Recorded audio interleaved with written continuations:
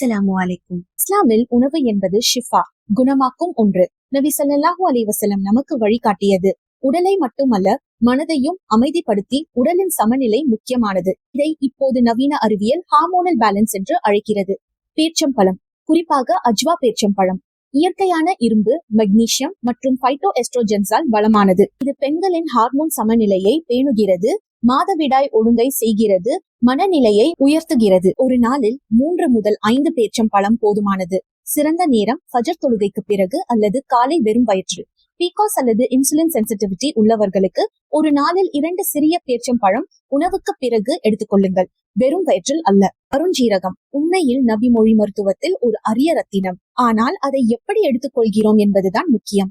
அரை தேக்கரண்டி கருஞ்சீரக பொடி அல்லது 3 முதல் 5 துளி கருஞ்சீரக எண்ணெய், அதை ஒரு தேக்கரண்டி தேனுடன் கலந்து ஒரு நாளில் ஒரு முறை. சிறந்த நேரம் காலை உணவுக்கு முன் அல்லது இரவு தூங்குவதற்கு முன் எடுத்துக்கொள்ளுங்கள். அனைத்திற்கும் மேலாக திக்ர் மற்றும் நன்றி உணர்வு இதயத்தை சமநிலைப்படுத்தும்.